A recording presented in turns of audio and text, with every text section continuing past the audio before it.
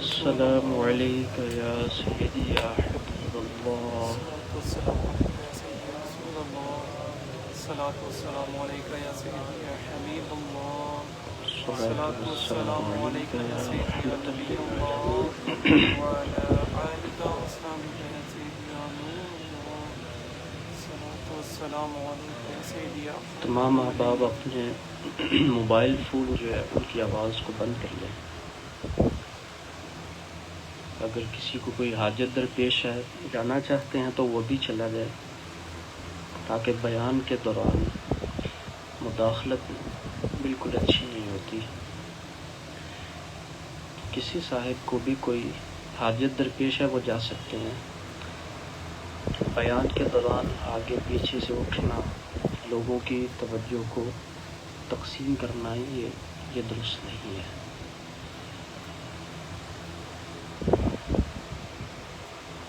ایک مرتبہ دوبارہ پھر درود پاک.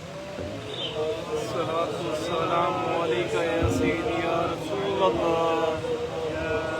الصلاة والسلام عليك يا سيدي يا حبيب السلام الله. علیکم یا سیدی یا الصلاة رسول والسلام اللہ. عليك يا سيدي يا خاتم النبيين وعلى الصلاة آلك والسلام وصحبك علیکم يا یا سيدي سیدی يا یا حبیب رحمة اللہ. للعالمين. الصلاة والسلام علیکم یا سیدی یا رحمت للعالمین. وعلى آلك وصحبك يا سيدي يا نور وعلى آلك وأصحابك يا شفيع المذنبين. عقیدت اور احترام کے ساتھ پڑھی ذرا درود پاک. الصلاة والسلام عليك يا سيدي يا رسول الله. الصلاة والسلام عليك يا سيدي يا حبيب الله. الصلاة والسلام عليك يا سيدي يا نبي الله وعلى آلك وأصحابك يا سيدي يا نور الله. الصلاة والسلام عليك يا سيدي يا خاتم النبيين وعلى آلك وأصحابك يا سيدي يا رحمة للعالمين.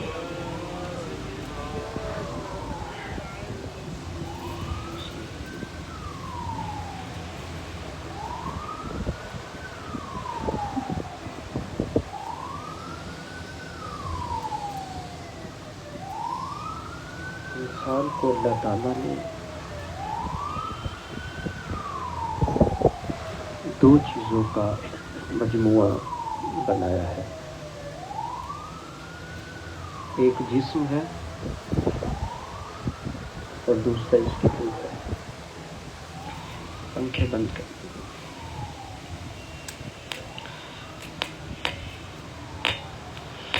آپ آواز ایک جگہ پہ کھڑی کر دیں، اس کے بعد ہاتھ اٹھا لیں. بار بار پریشان نہیں کریں. الصلاة والسلام علیکم یا رسول اللہ وعلی آلہ وصحبہ یا حبیب اللہ. الصلاة والسلام عليك يا سيدي يا رسول الصلاة الله والسلام علیکم وعلى یا سیدی آلك یا وصحبك رحمت يا سيدي يا للعالمین. حبيب الله. وعلى آلك وأصحابك يا شفيع المذنبين.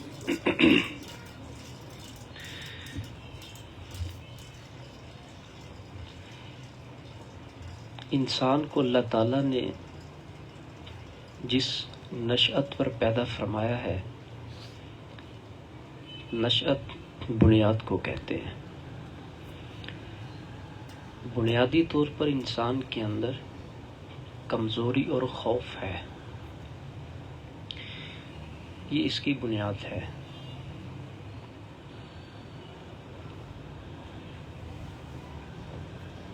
انسان کی جو طاقت ہے، اس کی جو دلیری ہے، بہادری ہے،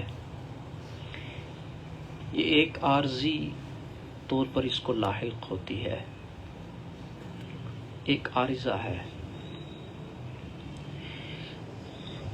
ورنہ بنیادی طور پر انسان کمزور ہے، اور قرآن پاک اس کا سب سے بڑا شاہد ہے. وَكَانَ الْإِنسَانُ ضَعِيفًا، انسان میں ضعف ہے، کمزوری ہے.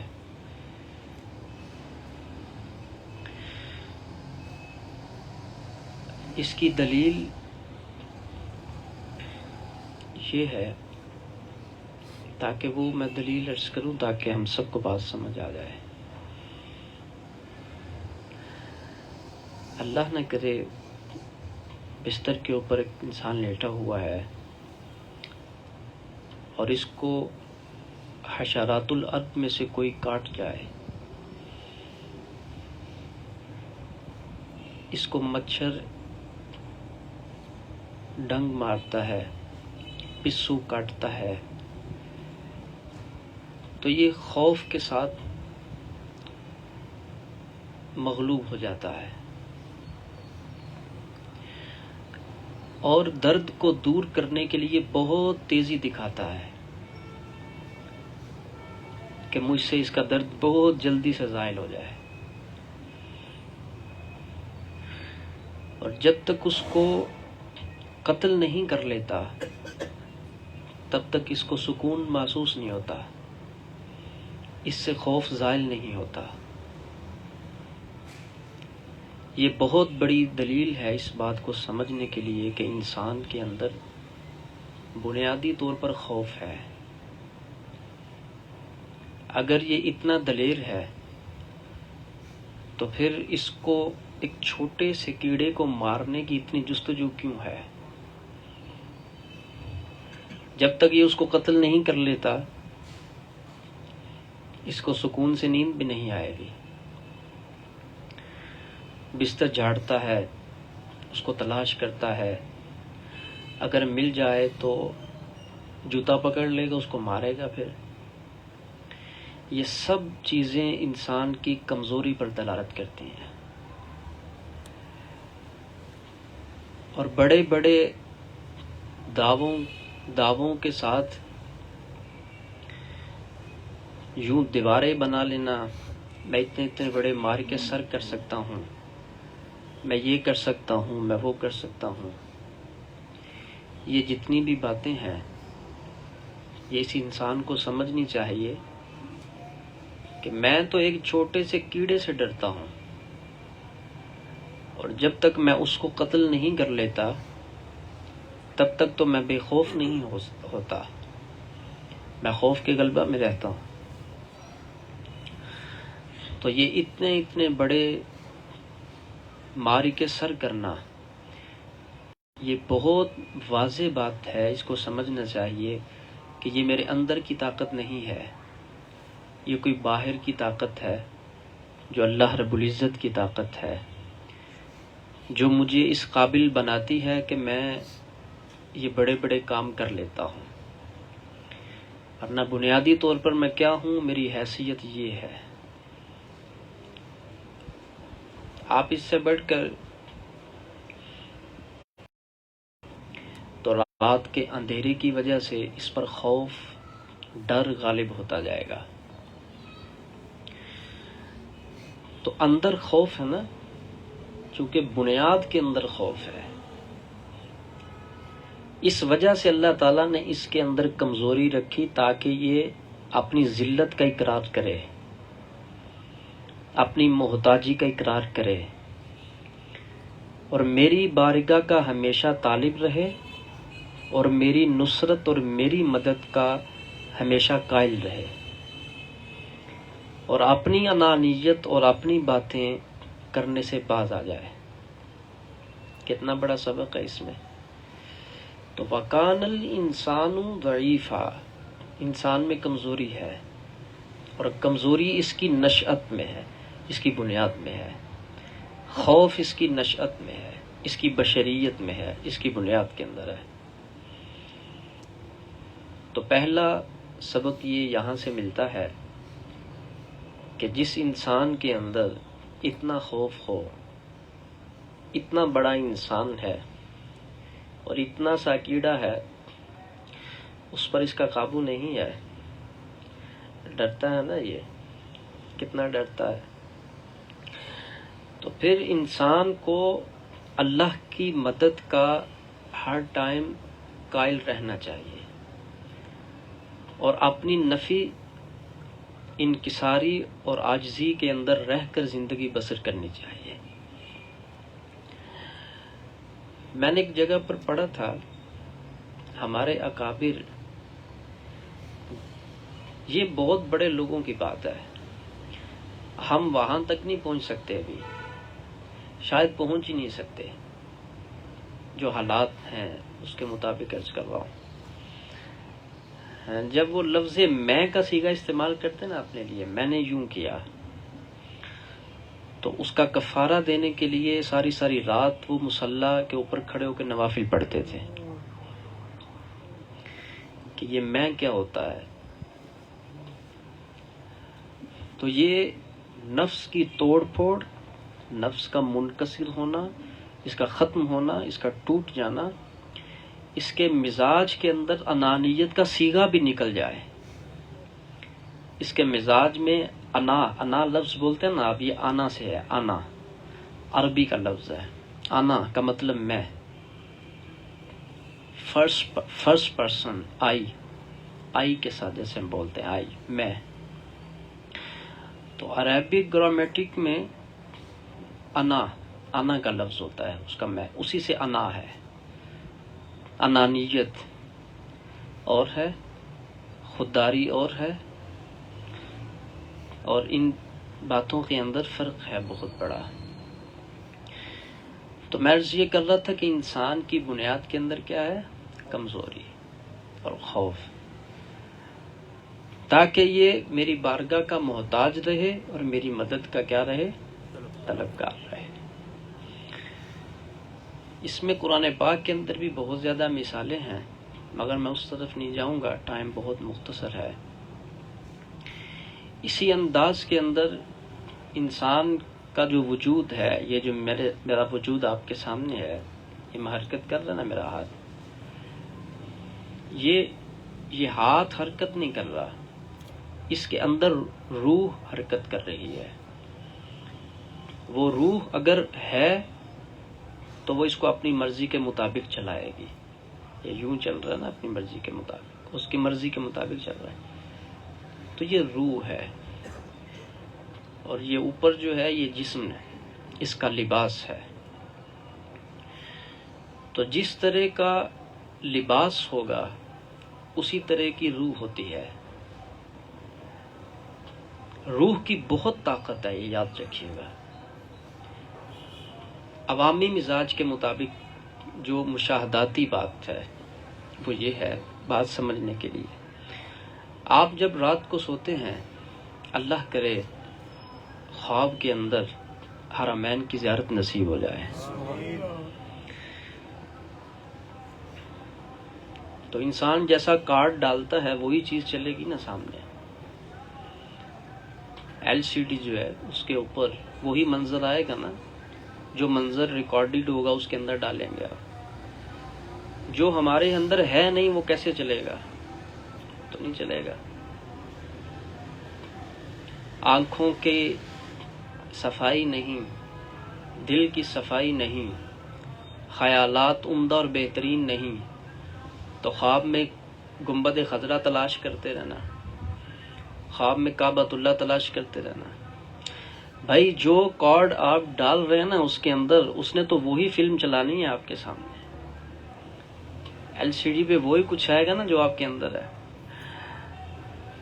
تو اس پر بھی یہ چیزیں بھی ہم دعاؤں کے ساتھ بدلنے پر متمنی رہتے ہیں. دعا بہت کچھ ہے مگر جستجو پہلا قرینہ ہے. کل جمعہ میں نے ایک بات عرض کی، جن حضرات نے جمعہ کا بیان سنا وہاں پر، اللہ کی بارگاہ کے اندر دنیا کی کوئی وقت نہیں ہے جس کی ہمارے نزدیک سب سے زیادہ وقت ہے. عملاً یہی نظر آتا ہے. میں نے جو حدیث میں پڑھا میں اس کے مطابق موازنہ کر رہا ہوں. ایک مچھر ہوتا ہے نا، مچھر، اس کا ایک پر ہے، اس پر کے برابر بھی ساری دنیا اللہ کی بارگاہ کے اندر اس کا موازنہ نہیں ہے. پھر بھی یعنی وہ مچھر پورا نہیں، اس کا ایک پر ہے. ایک پر اللہ کی بارگاہ میں ایک طرف ہے اور ساری دنیا جو ہے وہ ایک طرف ہے. اور وہ مچھر کا پر وزنی ہے حیثیت اور وقت کے اندر. سمجھ آئیے آپ کو؟ تو دکھی اللہ نے آپ کو نہیں کیا، دکھی آپ کو آپ کی سوچ نے کیا ہے. آپ نہ سوچیں ایسا ویسا، آپ دکھی نہیں ہوں گے. آپ کیوں ایسا ویسا سوچتے ہیں؟ آپ اتنی لمبی امیدیں یہاں پر باندھ کے کیوں بیٹھے ہوئے ہیں؟ آپ کو دنیا میں اگر کچھ نہیں ملتا تو آپ غمگین کیوں ہیں؟ کہ اللہ نے آپ کو غمگین کیا ہے؟ سوچ نے کیا نا، آپ کی سوچ نے کیا ہے. تو جب وہ پروردگار فرما رہا ہے میری بارگاہ میں اس کی حیثیت اتنی ہے، تو کیا مطلب ہوا؟ اللہ نے اس کا وزن بتایا، اپنی بارگاہ میں یہ وزن ہے. تو انسان ہو اشرف المخلوقات، یہ بڑا عام سا مفہوم ہے. ہر بندہ ہونے کی وجہ سے اشرف المخلوقات میں اپنے آپ کو کھڑا کر لیتا ہے. بھائی مجھے یہ بتائیں، اشرف المخلوقات میں آنے کے لیے آپ نے کیا کیا ہے؟ محض پیدا ہونا. پیدا تو اللہ نے آپ کو کیا ہے اور مجھے تو رب نے پیدا کیا ہے. تو محض میری انسانی ساخت کے اوپر پیدائش مجھے اشرف المخلوق بنا دے گی؟ یہ نظریہ غلط ہے. کون سا؟ یعنی یوں سوچ رکھنا کہ ہر وہ بندہ جس کا ڈھانچہ یہ بشری ہے، اس کے چہرے کے اوپر 2 آنکھیں لگی ہوئی ہیں، 2 کان ہیں، لپس ہے اس کی ناک ہے، تو جس کا یہ باڈی سٹرکچر ہوتا ہے وہ اشرف المخلوق ہے. یہ سوچ ایسی نہیں ہے.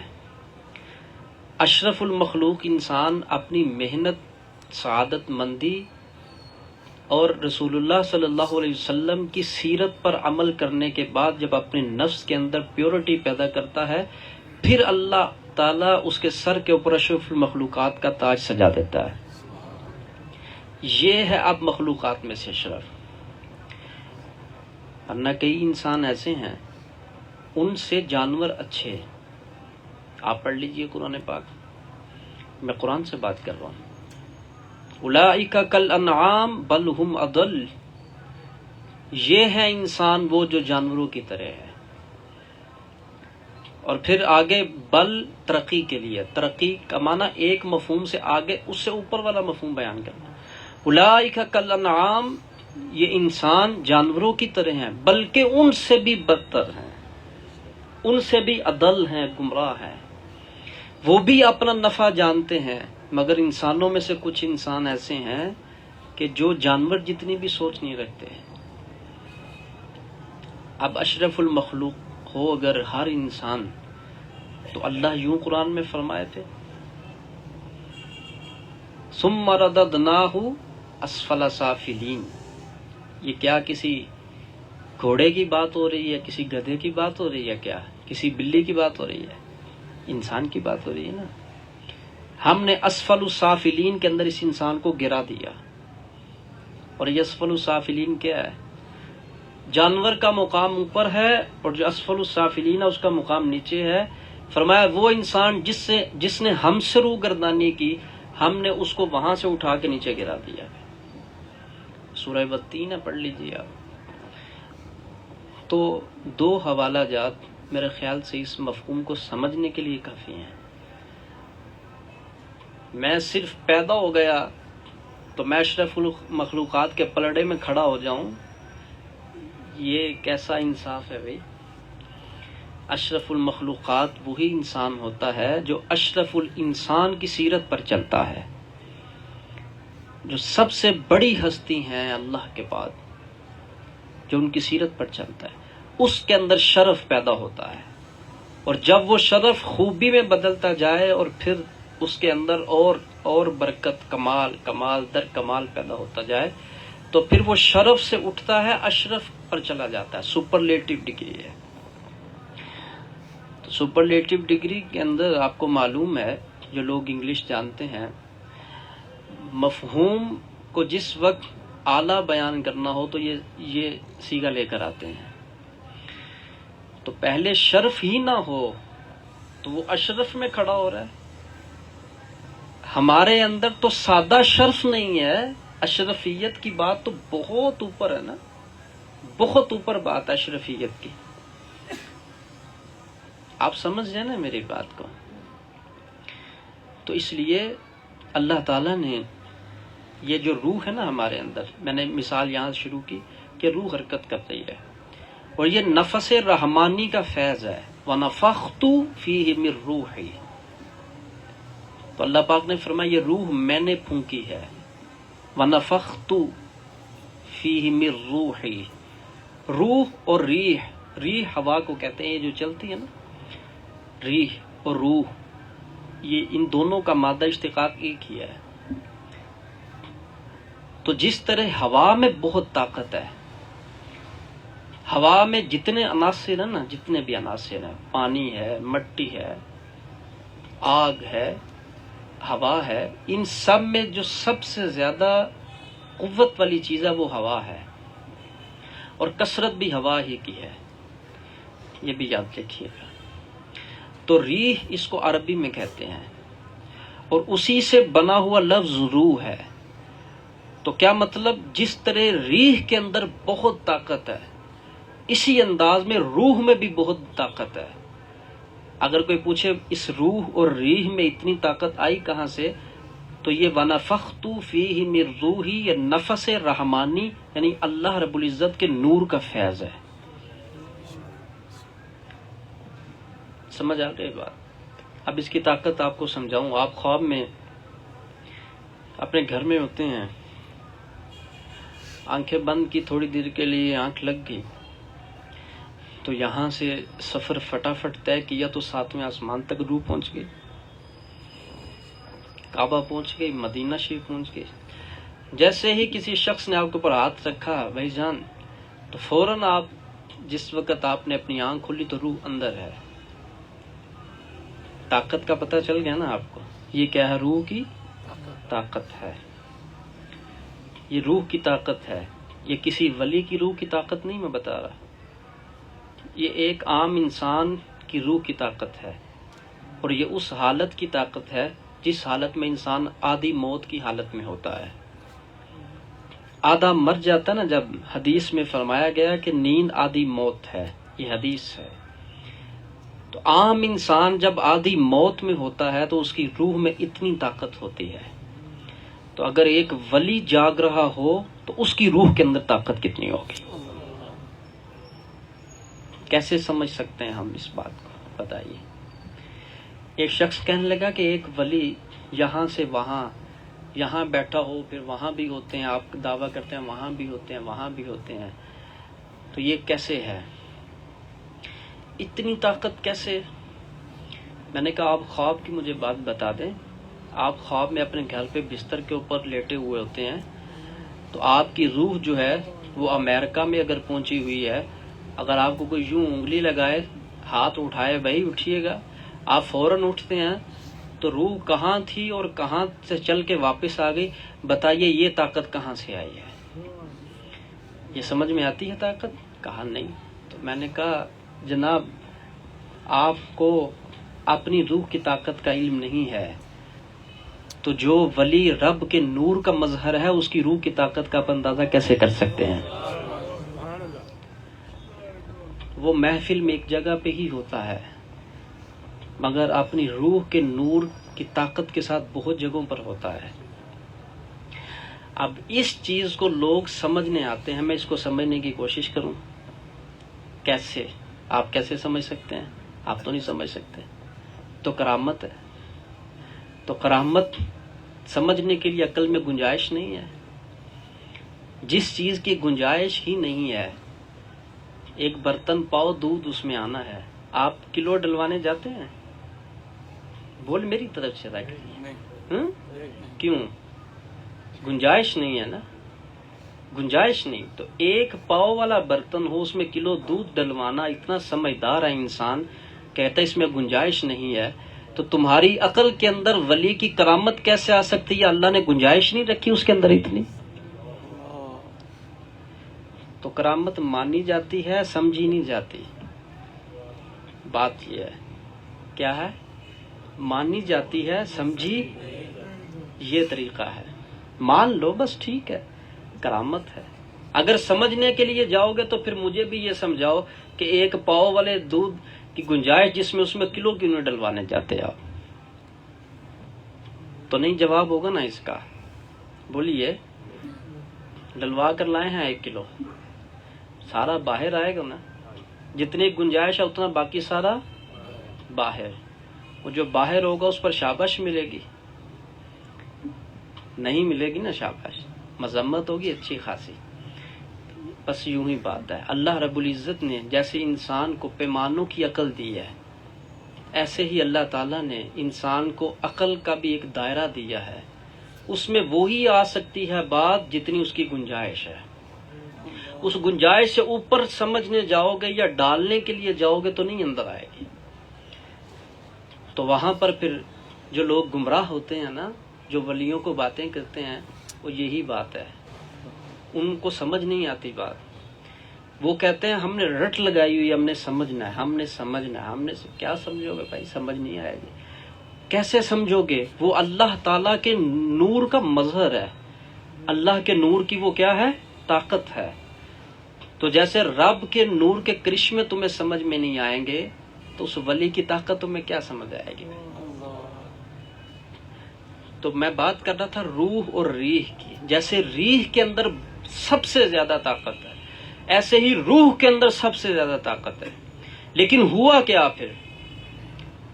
جب یہی روح مادہ سے مجرد ہو جائے، یعنی مادہ سے باہر نکل جائے، تو اس کی طاقت کا کوئی اندازہ نہیں کر سکتا۔ یہ روح جیسے ہی بدن کے اندر آئی نا، بدن میں گھس گئی تو بیچاری پھنس گئی، اور اس کی ساری طاقت بدن نے ختم کر دی۔ کیوں؟ کیونکہ جو بدن تھا یہ بالکل کمزور، نحیف، بے عملی کی سیاہی تھی، گناہوں کی سیاہی تھی۔ جیسے ہی روح کا نور اندر گیا تو وہ بیچارہ مقید ہو کے رہ گیا وہ نور۔ تو کمزور جسم جب ہوگا تو وہ روح کمزور ہوگی۔ میرا مطلب یہ کہنے کا ہے کہ جو جسم اللہ رب العزت کی بارگاہ میں جھکتا نہیں ہے وہ کمزور ہے، اگرچہ اس کا ویٹ 80 کلو کیوں نہ ہو۔ یہ اتنے ڈولے ہو، اتنی چیسٹ ہو، چھاتی ہو، مقابلے لڑ رہے ہیں، فلاں ہو رہا ہے، فلاں بڑا قد ہے، بڑی طاقت ہے۔ تو بدن کمزور تو روح کی طاقت بہت زیادہ ہے، بہت زیادہ طاقت ہے۔ اس کی مثال میں نے آپ کو خواب کی دی ہے۔ اور جیسے ہی وہ روح اس بدن میں گئی، اس بدن نے اس کا جو حال کر دیا۔ پھر جتنے وہ گناہ کرتا گیا وہ روح کا نور بجھتا گیا، بجھتا گیا، بجھتا گیا، بجھتا گیا۔ جتنی نافرمانیاں کرتا گیا روح کی طاقت اس کی ڈیمیج ہوتی گئی، ختم ہوتی گئی، ختم ہوتی گئی۔ جتنا وہ اپنے پروردگار سے پرے ہٹتا گیا، پیچھے ہٹتا گیا، وہ روح اتنی کمزور ہوتی گئی، اتنی کمزور ہوتی گئی۔ اور جتنا وہ اللہ رب العزت کے قریب جاتا گیا، ذکر اللہ کرتا گیا، درود پاک پڑھتا گیا، نیک اعمال کرتا گیا، اب وہ روح اس بدن کو اتنی طاقت دیتی ہے کہ اگر اللہ کا وہ ولی بن جائے تو آنکھ بند کرے تو اپنے جسم کے ساتھ جہاں تک چاہے وہ روح اس کو اڑا کر لے جاتی ہے۔ اب کیا ہوا؟ اب روح کی طاقت بدن کی طاقت پہ غالب آ گئی۔ سمجھ رہے ہیں میری بات کو؟ اب کیا ہوا؟ روح کی طاقت جو تھی وہ بدن کی طاقت پر، خالی روح تو بھائی آپ کی بھی سیر کرتی ہے، جیسے میں نے ابھی خواب کی مثال دی۔ اللہ کا ولی جو ہوتا ہے جب وہ جسم کی علائشیں ختم کر دیتا ہے، یہ جو بدن ہے اس کو اللہ کے حکم کے تابع کر دیتا ہے۔ اب کیا ہوا؟ اب بدن کا ثقل ختم ہو گیا، بدن کا بوجھ ختم ہو گیا، بدن کی رکاوٹیں ختم ہو گئی۔ اب بدن کے جتنے معاملات تھے رکاوٹ والے وہ سب کیا ہو گئے؟ ختم ہو گئے۔ اب روح جو ہے وہ لطیف ہو گیا نا، جسم لطیف ہو گیا، ہلکا پھلکا جسم ہو گیا۔ اب وہ بدن ظاہر میں تو ہے مگر حکم کے اعتبار سے اس کے سارے بدنی معاملات ختم ہو گئے، اب روح کا غلبہ ہو گیا۔ تو جس طرح روح کو آنے جانے سے کوئی روک نہیں سکتا، اب جسم اس کا غلام بن گیا اور روح اس کی تاجور اور بادشاہ بن گئی۔ اب پھر وہ اللہ کا ولی جس وقت اس مقام پر پہنچ جاتا ہے کہ جسم کی ثقالت ختم، روح کی صفائی، روح کا تزکیہ، روح کا نور جب بلند مقام پر پہنچ جائے، اب بادشاہی جو ہوگی وہ جسم کی نہیں ہوگی، اب بادشاہی جو ہوگی وہ روح کی ہوگی۔ اب بدن اس کا بن گیا غلام۔ لوگ کہتے ہیں کیسے غوث پاک ایک وقت کے اندر 70 غلاموں کے ہاں افطاری کی؟ تو وہ ایسے کی تھی، وہ روح کے بادشاہ تھے۔ ایک وقت کے اندر میرے سرکار ایک جگہ پر بھی ہیں اور 70 مریدین کے گھر کے اندر بھی ہیں۔ سبحان اللہ۔ بھائی یہ تو غلاموں کی شان ہے، تو سرکار کا عالم کیا ہوگا؟ یہ تو میں غلام کی بات کر رہا ہوں کہ ایک ان کے غلام کی یہ شان ہے۔ تو کہتے ہیں روح جسم کے ساتھ کیسے جا سکتی ہے؟ ولی ایسے جاتا ہے۔ آپ یہاں سے مثال کے لیے عرض کر رہا ہوں، کسی کے اوپر کوئی تان نہیں ہے، کوئی شخص یہاں پہ آنکھیں بند کرے ہیں اور اس کو مطلب وہ چاہے کہ میں اس وقت اپنے جسم کو لے کر یہاں سے وہاں چلا جاؤں، جا سکتے ہیں آپ؟ نہیں جا سکتے نا آپ، مگر ولی جاتے ہیں، اللہ کے ولی جاتے ہیں، جن کو اللہ نے نگاہ دی ہوتی ہے وہ دیکھ لیتے ہیں لوگ۔ اللہ اپنے بندوں کے نظارے ہی ہوتے، تو جن کی آنکھیں دیکھنے والی ہوتی ہیں وہ دیکھ لیتے ہیں وہ کہاں پر ہے، وہ اس وقت کہاں پر ہے، فلاں وقت۔ تو روح کی جیسی طاقت ہوگی آپ کا جسم ویسا ہوگا۔ اگر کسی شخص کو یہ بات سمجھ میں نہیں آئی تو وہ یوں بھی سمجھ سکتا ہے، میرے ابھی ذہن میں یہ بات آئی، یہ لائٹ جو ہے، چلے اس کو بھی چھوڑ دیں، سورج کو لے لیتے ہیں۔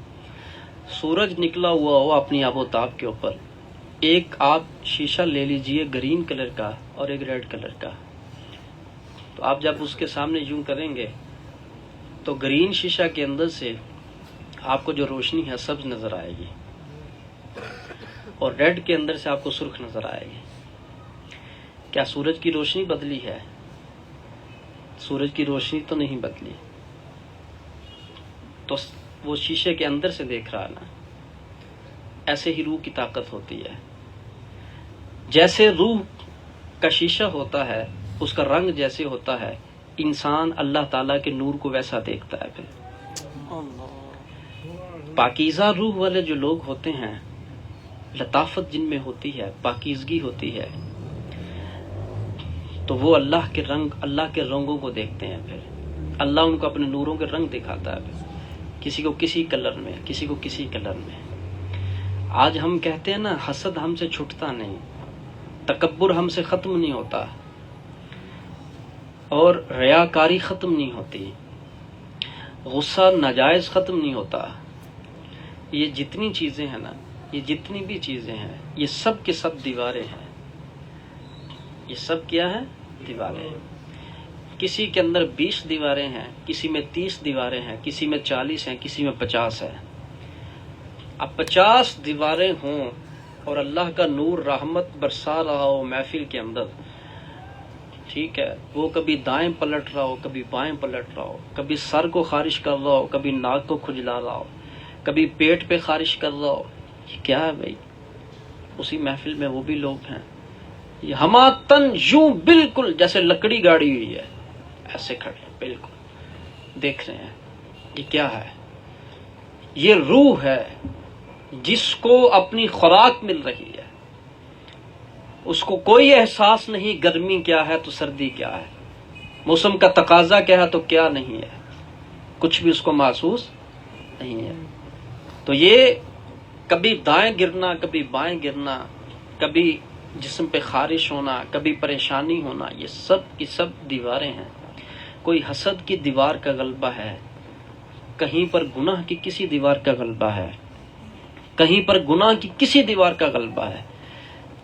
آج اگر ان دیواروں کو ہم نہیں گراتے، اس کا سب سے بڑا نقصان یہ ہے ہم اپنی دنیا خراب کرتے ہیں۔ غصہ، تکبر، یہ جتنی بھی دیواریں ہیں نہ یہ صرف آپ کو رب سے دور کرتی ہیں بلکہ آپ کو یہ معاشرے سے بھی کاٹ دیتی ہیں۔ آپ دیکھ لیں جس کے اندر یہ امراض موجود ہیں اس کو لوگ پسند کرتے ہیں؟ کبھی نہیں پسند کرتے۔ تو کیا خیر ہے ایسے بندے کے پاس پہ؟ کیا خیر ہے جس کو لوگ پسند نہیں کر رہے؟ دنیا بھی گئی اور رب کی ذات بھی اس سے گئے۔ تو یہی روح جس وقت جسم سے باہر نکل آتی ہے، وہ جسم جس نے اس کو قید کر کے رکھا ہوا تھا، یہ اپنی مرضی سے دور دیکھ نہیں سکتی تھی کیونکہ اس کے آگے پردہ آ گیا نا۔ یہ لائٹ ہے، اس لائٹ کے اوپر آپ اگر رضائی رکھ دیں آپ تو لائٹ بالکل سامنے نہیں آئے گی۔ آپ اس کے سامنے چھوٹا سا ہلکا سا بالکل آپ لے لیں جس کو دوپٹہ ٹائپ کہتے ہیں، وہ آپ اس کے آگے کر دیں تو روشنی کراس ہوگی، نظر آئے گی، کیونکہ سامنے روکنے والی چیز جو ہے اس میں اتنا ثقل نہیں ہے۔ اگر آپ اس کے سامنے کوئی اور ثقیل چیز کر دیں وہ ساری اس کی روشنی کو کیا کر دے گا؟ مدھم کر دے گا۔ بالکل یہی مثالیں جسم کی بھی ہیں۔ جس بندے کا جسم جیسا ہوتا ہے اس کی روح کی طاقت وہاں تک رہتی ہے۔ جو بندہ زیادہ گناہ کرتا ہے اس کے اندر گناہوں کی سیاہی کے پہاڑ لگ جاتے ہیں، پھر روح کی طاقت ساری رک جاتی ہے، وہ آگے دیکھ نہیں سکتی، وہ زیادہ سن نہیں سکتی، وہ پھر بلندی کی طرف عروج کر نہیں سکتی۔ اور یہی روح جس وقت بندے کو موت آتی ہے، کل نفس ذائقۃ الموت، جب روح یوں کھینچی جاتی ہے، باہر نکال لی جاتی ہے، اب یہ بیچاری جسم کی محتاج تھی، جیسا جسم تھا اس کے اوپر ویسے اثرات آ رہے تھے۔ جب وہ جسم الگ ہوا یہ روح کیا ہوئی؟ الگ ہوئی۔ جب یہ مادے سے الگ ہوئی تو اس کی اپنی اصل طاقت واپس آ گئی، پھر اپنی اصل طاقت کے ساتھ یہ چلتی ہے، دیکھتی ہے، پہنچتی ہے، سنتی ہے۔ اور اگر یہی روح جسم کے اندر رہے، جیسے کہ میں نے ابھی روشنی کی مثال دی، اور اس کے سامنے یہ رضائی اتنی موٹی مطلب جو ہے نا وہ دیوار نہ کھڑی کریں آپ، یہ چھوٹا سا ایسے ہلکا سا پردہ ہو سامنے تو کوئی فرق نہیں پڑتا۔ تو یوں ہی روح کی طاقت جس وقت انسان کے وجود کے اندر ہوتی ہے اور سامنے جسم جو ہے وہ رکاوٹ نہیں بنتا، جسم کی ثقالت ختم ہے، اس میں سیاہی نہیں ہے، جو سیاہی اس روح کے نور کو روک سکے، پھر یہی روح جو ہے اپنی اصل طاقت کے ساتھ بندے کو نظارے دکھاتی ہے۔ اور کیا کیا نظارے دکھاتی ہے؟ انسان یوں آنکھ بند کرتا ہے تو روضہ رسول پاک سامنے ہوتا ہے، حضور کا روضہ مبارک سامنے ہوتا ہے۔ کس وجہ سے؟ اس لیے کہ اندر جو روح کی طاقت تھی اس نے جب روشنی ڈالی نا تو سامنے پردہ تو کوئی تھا نہیں، تو اس اپنے پوری بھرپور طاقت کے ساتھ اسے سامنے کا منظر روشن کر دیا۔ روشن منظر سامنے کھڑا ہے، مجھے کیوں نظر نہیں آ رہا؟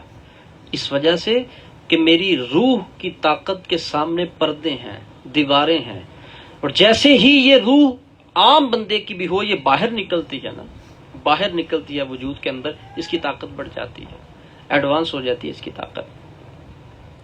اور ولی کی جو روح ہوتی ہے وہ جسم کے اندر ہو یا باہر ہو، اس کی طاقت جو ہوتی ہے وہ سیم ہوتی ہے بالکل پھر، چونکہ اس جسم تو رہتا ہی نہیں نا پھر. جیسے ابھی میں نے ان ڈیٹیل یہ بات سمجھائی. اس کو تجرد چاہیے. اس کو کیا چاہیے بولیے؟ تجرد. آج کی بحث ہے ذرا مشکل ہے، لیکن سمجھنے والے جو ہیں وہ سیر بھی ہو رہے ہیں اس بات سے. اس کو تجرد چاہیے، اس کو رکاوٹیں نہیں چاہیے، خالی پن چاہیے، پھر یہ روح روشنی کرتی ہے. تو جس وقت اس کے سامنے دیواریں ہوں گی اس کی طاقت ختم ہو جائے گی، یہ دیکھ نہیں سکے گی، پکڑ نہیں سکے گی. یہی بات ہوتی ہے. اللہ کے ولیوں کی روح کے اندر پاور ہوتی ہے.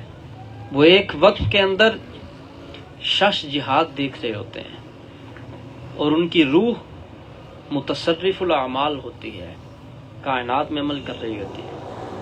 بعض لوگ کہتے ہیں ہم نے اپنے پیر و مرشد کو دیکھا، ہم وہاں پر تھے اور میرے مرشد میرے سامنے تھے.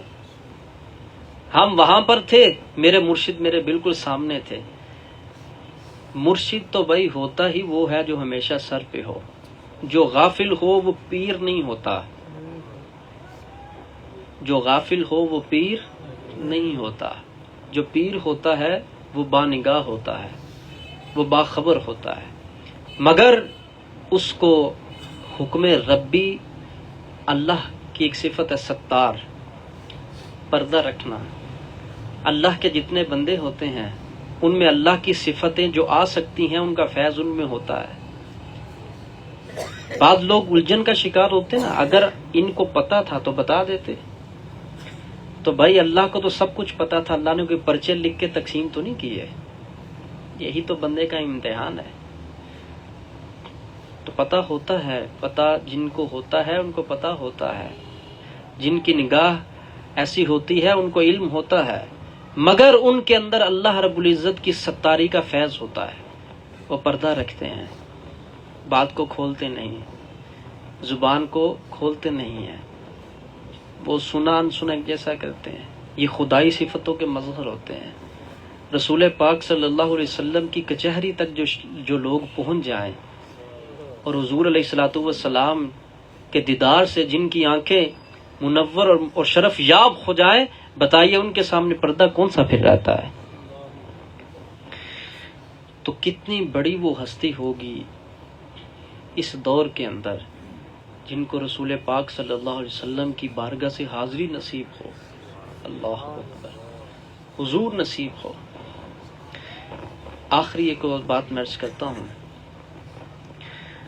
اگر زندگی کے اندر، میں یہ بات آپ کے حوالے نہیں کروں گا، ناراض نہ ہوئیے گا، چونکہ ہمیں پتہ نہیں ہے. ہمیں تو یہ نہیں کہ خالص کون سا ہے اور جو ناخالص ہے وہ بتائیے. ہمیں پتہ ہے کس شخص کا دعویٰ ہے کہ جو دودھ صرف دیکھ کے بتائے کہ یہ خالص اور یہ خالص نہیں ہے. تو بندے کے اندر تو 70,000 بل ہے، تو آپ کیسے دیکھیں گے کہ یہ بندہ خالص ہے اور یہ بندہ خالص نہیں ہے؟ بعض لوگ ہوتے ہیں نا، وہ کہتے ہیں میرا دل ٹھہر گیا اور میرے دل نے گواہی دی. میں ان کے منہ پہ تو بات نہیں کہتا کسی کا دل نہ ٹوٹے، جہاں ضرورت ہوتی ہے وہاں بات کر دیتا ہوں. میں یہ دیکھ رہا ہوتا ہوں کہ آپ کا دل کہہ رہا ہے، بڑی شان و شوکت کا حامل ہے آپ کا دل. آپ کا دل کیا ہے جس کی طرف آپ اتنی بڑی بات کی نسبت کر رہے ہیں؟ میرا دل یہ کہتا ہے، میرا وجدان یہ کہتا ہے. یہ تو بہت بڑے لوگوں کی بات ہے. اس وجہ سے انسان کو پرکھنے اور دیکھنے کے لیے بالکل ایک معیار دیا گیا. جس انسان کو دیکھنا ہو کہ یہ انسان کیسا ہے شریعت کے اندر، یہ بندہ سچا ہے یا سچا نہیں ہے. تو ہمارے لائق جتنے جوگے ہم ہیں نا، اس کے مطابق ہمیں معیار دیا گیا. یہ دیکھ لو یہ رسول پاک صلی اللہ علیہ وسلم جہاں سے فیض لینا ہے ان کے طریقہ پر عمل کتنا کرتا ہے، ان کی شریعت سے محبت کتنی ہے، ان کی سنتوں پہ چلتا کتنا ہے. آج کل کے تو فارغ پیر یہ بات کہنا اس وجہ سے ضروری، بڑا سارا معاشرہ ٹریپ کیا ہوا لوگ جن کے باطن میں خود روشنی کا قطرہ نہیں ہے، وہ بڑے بڑے روشنی کے میناروں کے دعوے دار ہیں. یہ آج کی بات نہیں ہے، صرف آج کی بات نہیں. میں آج کے اکثر پیر جو ہے نا، جب ہم ان کی حالت دیکھتے ہیں نا، ان کی حالت دیکھتے ہیں تو میں کہتا ہوں یہ تو پورے مرید کی شرط پہ پورے نہیں اتر رہے. ایک مرید کی جو شرطیں ہوتی ہیں نا، وہ شرطیں ان میں نہیں ہیں. یہ پیر کہاں سے بن گئے؟ اور اتنے بڑے دعوے کرنا، ہماری سمجھ میں یہ بات نہیں آتی. بھائی ہمارا کوئی دعویٰ نہیں ہے کسی قسم کا بھی. اور مرید، مولانا روم فرماتے ہیں نا، پیر نہیں اڑتا، مرید پھونکے مار مار کے اڑاتے ہیں. حضور آپ ایسے، حضور آپ ویسے، حضور آپ جیسا تو کوئی بھی نہیں، حضور آپ جیسا تو یہ تو وہ.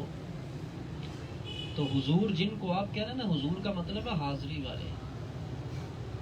وہ حاضری کبھی نصیب اگر نہ ہوئی ہو تو حضور سب سے بڑی استقامت شریعت کے اوپر ہے.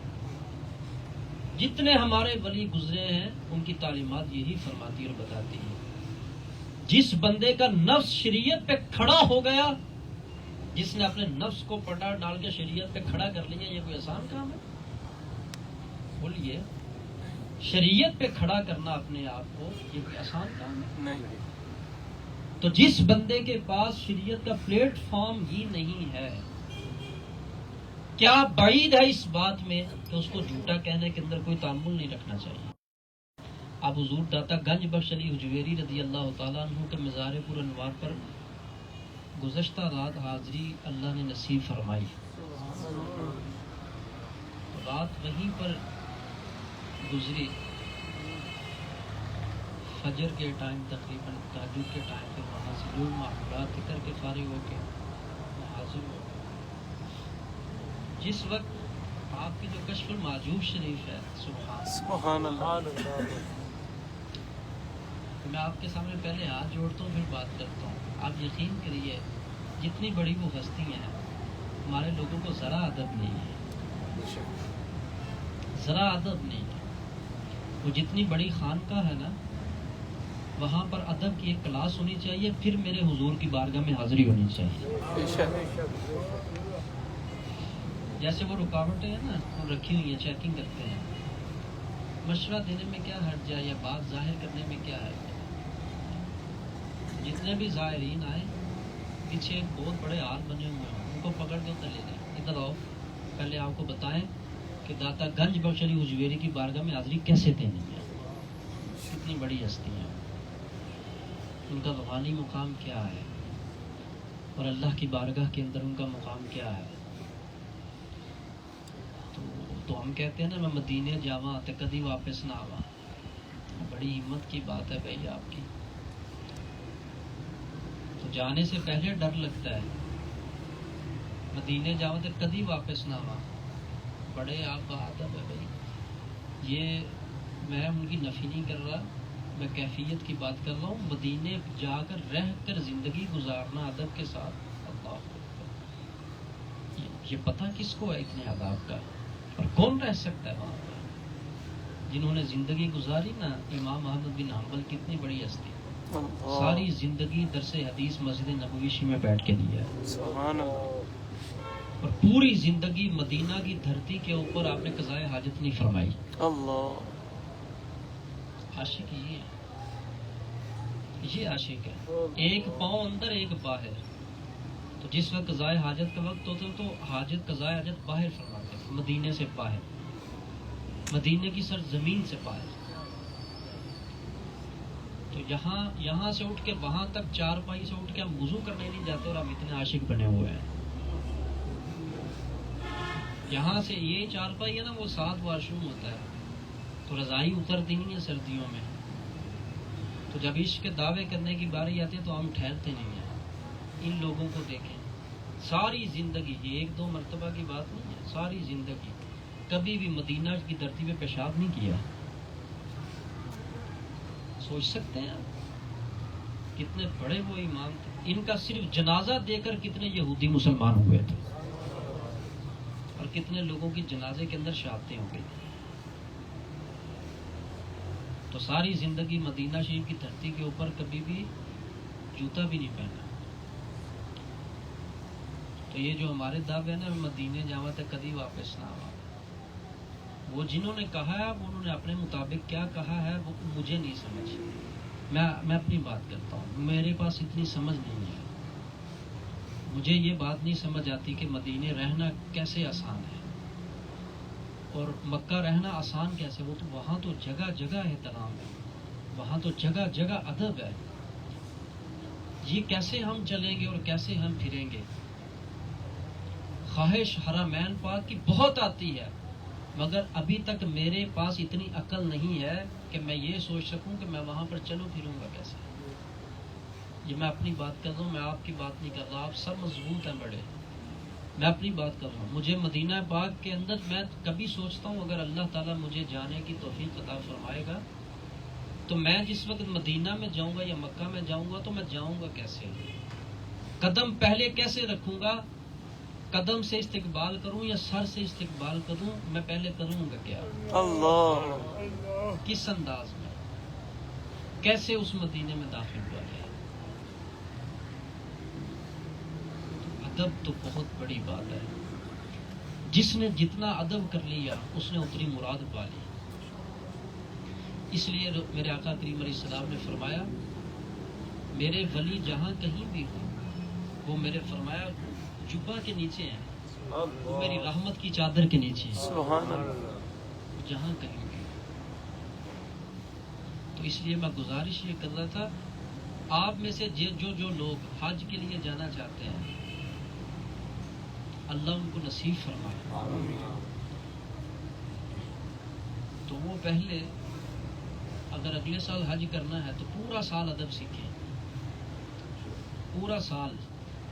جو شریعت کے مسائل ہیں نا یاد رکھیے گا وہ 2 دن میں آ جائیں گے آپ، مگر جو روح کی پاکیزگی کے مسائل اور ادب کے مسائل ہیں اس کے لیے 1 سال بھی تھوڑا ہے. اللہ استقامت نصیب فرمائے. آمین. یہ کیسے جرت کر لیتے ہیں، یہ تو بہت اوپر ہے نقشہ، وہ اوپر نقشہ ہے. میں یہاں کہیں بیان کے لیے جاتا ہوں دوسرے شہروں میں کبھی مطلب ایسا ماحول ہوتا ہے یہ یوں ہماری پشت کے ساتھ یہ گنبد خزرہ کا نقشہ بنا ہوا ہوتا ہے، اللہ پیچھے اس کمر ہو رہی ہوتی ہے. کیسی غفلت ہے. اور ہم اس کو نقشہ کہیں گے، اس نقشے کا نام کچھ اور نہیں ہے، اس کا بھی نام گنبد خزرہ ہے. بے شک بے شک جو نقشہ ہوتا ہے وہ ادب میں اصل کی طرح ہوتا ہے. بے شک اگر یہ نقشہ ہے تو اس کا نام بھی کعبۃ اللہ ہے، بے شک. کچھ اور نام ہے اس کا، پھر اس کا ادب اور احترام بھی ہو. میں اپنی گفتگو کو سمیٹتا ہوں. الحمدللہ یہاں پر آنے والے جو لوگ ہیں صرف آپ حضرات ہی نہیں تشریف فرما، بہت دور دراز سے دوسرے ممالک میں بھی لوگ گفتگو سماعت فرماتے ہیں الحمدللہ. تو اس دور کے اندر میں یہ سمجھتا ہوں کہ یہ جو زور لگانا تقریروں کے اندر اور بے جا یہ ادھر ادھر تڑپنا اور پھڑکنا، اس سے زیادہ یہ ہے کہ انسان نفس کو مغلوب کرنے میں زور لگائے اور عمل کرنے میں زور لگائے. میں اس لیے روکتا ہوتا ہوں میری گفتگو میں نعرے نہ لگایا کریں، یہ ہمارے سوکھے نعرے ہیں. ہمارے عمل کا نعرہ جب ہوگا نا پھر نعرہ ہمارا بلند ہوگا. آپ آئے تھے پچھلی مرتبہ بھی کہ میں نے ملنا ہے، میرے دل کی کچھ صفائی کا معاملہ ہو. تو بھائی یہ جو اتنی گفتگو کی ہے کیا آپ کے ساتھ اب الگ گفتگو کی جائے ہر فرد کے ساتھ؟ یہ جو اتنی گفتگو میں کر رہا ہوں یہ آپ کے ساتھ ہی کرتا ہوں اور میں کس سے بات کرتا ہوں؟ تو سب کی یہی پرابلمز ہیں. تو سب سے بڑی بات یہ ہے اپنی روح کو پاکیزہ کرنے کا سوچیں. یہ سب سے بڑا درس ہے، موٹی سی بات ہے بالکل. گناہ جس گناہ کا پتہ نہیں ہے گناہ ہے اس کو چھوڑیں، پہلے اس کو ختم کریں. تو پھر اس کے بعد آپ آہستہ آہستہ آہستہ یکدم نہیں، آہستہ آہستہ آپ ترقی کی منزل کی طرف لے جائیں گے. گناہ ایک نہ چھوڑیں ہم کہیں پیر ایسی نگاہ کر دے کہ بس پھر وجد آ جائے، تو ایسا ہو جائے تو ویسا ہو جائے. وہ موج کی بات ہے ان کی، وہ کر دے تو ٹھیک ہے، نہ کریں تو نہ صحیح. تیزی مانگنی نہیں چاہیے، یہ سنبھالنا بھی بڑا کام ہوتا ہے. بڑے لوگ ہوتے ہیں ان کو بڑی تیزی ہوتی ہے، یہ کبھی مل جائے نا چیز تو مزہ آ جائے. تو وہ جو آپ کہتے ہیں نا مزہ آ جائے، وہ اسی وجہ سے نہیں دیتے کہ اس نے مزے لینے ہیں. اور یہ مزے لینے والی راہ نہیں ہے، یہ استقامت کی راہ ہے. اگر یہ چیز نصیب ہو جائے نا، بعض لوگ کہتے ہیں تیرے پیر نے تجھے دیا کیا ہے، تانا مارتے ہیں نا. ہو سکتا ہے مرید نے لینے کی کوشش ہی کبھی نہ کی ہو، یا مرید نے اپنے اندر وہ طاقت ہی پیدا نہ کی ہو جو مرشد دینا چاہتا ہے. تو جب ہم اپنے مرشد کی ایک بات پر بھی عمل نہیں کرتے تو لینے کے ہمارے دعوے اتنے اونچے ہیں اور اتنے بڑے دعوے ہیں. بھائی یہ لین دین کیا ہوتا ہے؟ یہ تو خریداری ہے، یہ تو خریداری ہے اور یہ تو مطلب ہے. لین دین والا بندہ تو خالص ہوتا ہی نہیں ہے. یہ کم بات ہے کہ اگر اللہ کے کسی نیک بندے کی صحبت نصیب ہو جائے تو اس سے بڑی اور کون سی بات ہے. پھر آگے یہ لین دین کے سودے کیا ہوتے ہیں؟ ہم نے تو نہیں کبھی ایسا کام کیا، نہ ہم کبھی لینے گئے تھے تو نہ ہی کبھی ہم نے دینے کا کہا تھا. یہ لین دین سب سے بڑی بات یہ ہے جو ان کی قربت نصیب ہو جائے. یہ قربت کتنا بڑا انعام ہے. اور کیا آگے کیا ہوتا ہے؟ پھر کیا ہوتا ہے؟ اب اپنے آپ کو جما لیں نا، اپنے آپ کو کھڑا کر لیں اور زبان کو روک لیں بس. پھر آپ آگے خود دیکھ لیجیے گا چاندن کیسا ہوتا ہے. پھر انشاءاللہ تحریک روضۃ الاسلام یہی درد لے کر اٹھی ہے. نوجوان جو ہیں خاص طور پر ماشاءاللہ، ہمارے پاس کوئی اتنی معقول اور مناسب جگہ نہیں ہے، لیکن اللہ کی رحمت سے آپ پیچھے رخ کر کے دیکھ لیں، آپ کو نوجوان نظر آ رہے ہیں. تو یہ جو میری ٹیم کے افراد ہیں جو خاص طور پر جو ہمارے قریب ہیں نا، یہ بات ذہن میں رکھیے گا کہ اگر آپ یہ سوچیں کہ ہماری بہت بڑی کوئی جگہ ہو تو پھر ہم کوئی کام کریں گے، ہم نے تو یہ نہیں سیکھا. ہم نے تو ولیوں کی زندگی میں پڑھا ہی یہ ہے، انہوں نے اپنا کوئی لمحہ تبلیغ کے بغیر گزارا نہیں ہے.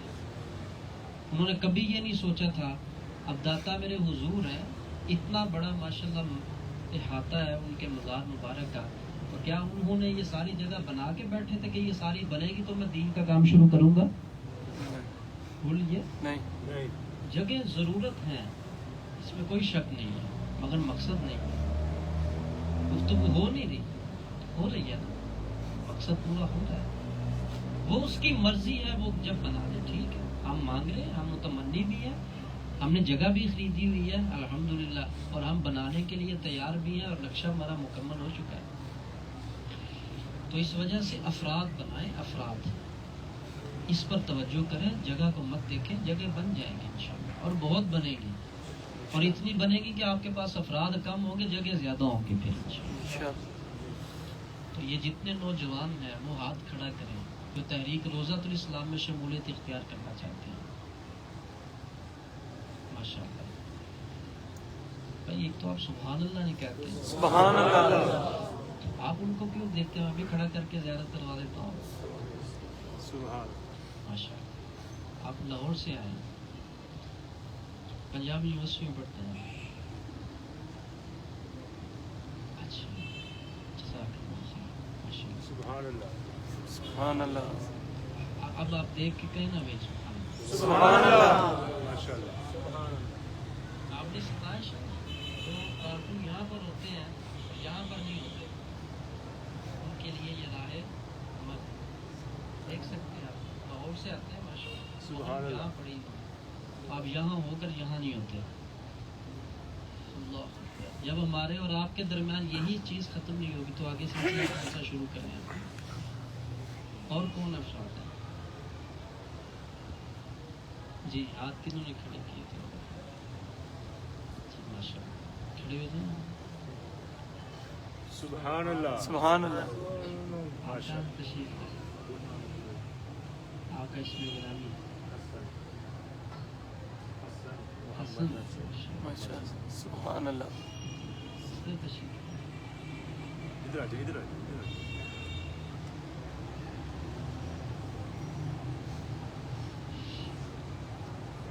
آپ اس طرح تشریف.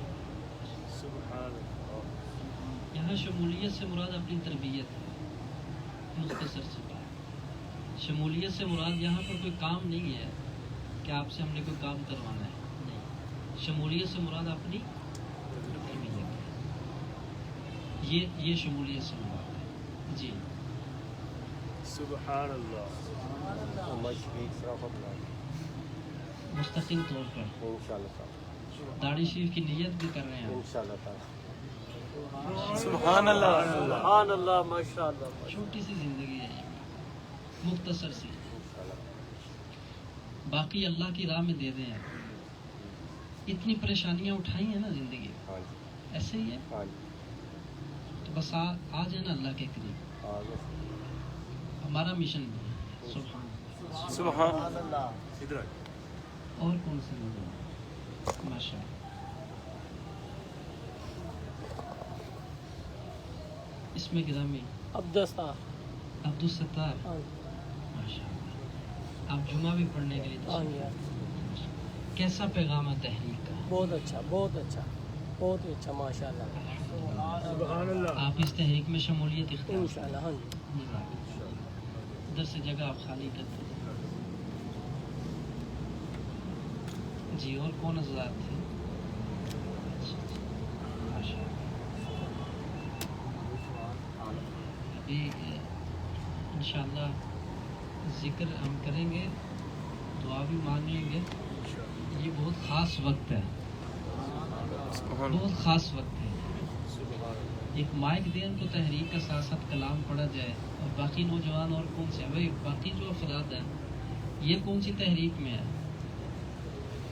اس میں انہوں نے شامل ہونا ہے. تحریک روزہ تو جی ماشاء اللہ. سبحان اللہ. آگے آ جائے. آپ تو ہمارے پرانے جاننے والے ہیں. کافی تاخیر نہیں کر دی ماشاء اللہ. اس میں گرامی آپ محمد طاہر رضوی. طاہر رضوی صاحب. سبحان اللہ. یہ ہماری تحریک کا پیغام ہے. جزاک اللہ. اور کون سنا دعا؟ اسماء گرامی بھی لکھے اور نمبر بھی لکھے. محمد عمیر ایک منٹ پاس لاسٹ محمد عمیر کہاں تشریف لایا؟ جنانو. جی اچھا ماشاء اللہ. ماشاء اللہ. سبحان اللہ. 12ویں کی نسبت پوری کرنی ہے بھائی. باقی جو شرم کے وجہ سے نہیں کھڑے ہو رہے وہ بعد میں ہو جائے. 12ویں کی نسبت. محمد احمد صدیقی کہاں پر ہے؟ کنال گرو سے آتے ہیں. ہاں پوچھ لیتے ہیں.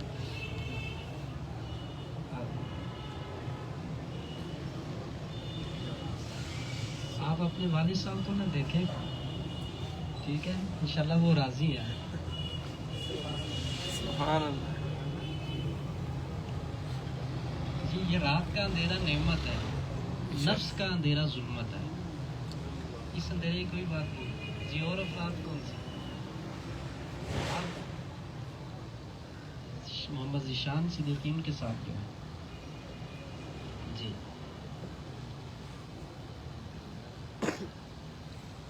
آپ کا ایک قدم اندر اور دوسرا باہر ہے.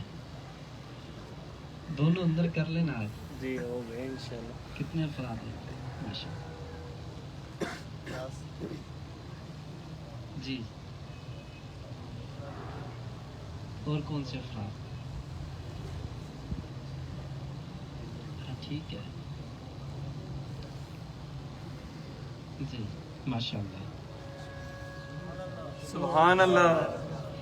اس طرح کے تندرست نوجوان چاہیے. سبحان اللہ. جوانی دین کے لیے مزہ آ جائے گا کچھ. انشاءاللہ. سبحان اللہ. سبحان اللہ.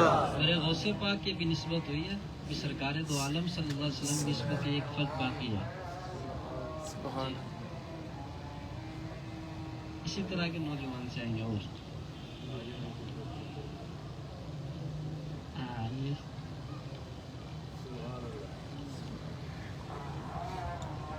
اب چہرہ نیچے نہیں ہو سکتا. اب تو لائٹ آ گئی نا.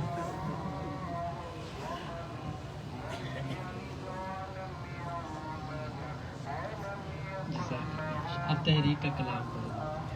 سبحان اب دیکھتے ہیں کس کے اوپر اللہ کی رحمت سب افراد تحریک ہے چھا گئی تحریک ہے آ گئی تحریک ہے چھا گئی تحریک ہے روضۃ الاسلام ہے یہ روضۃ الاسلام ہے یہ روضۃ الاسلام ہے یہ روضۃ الاسلام ہے یہ دنیا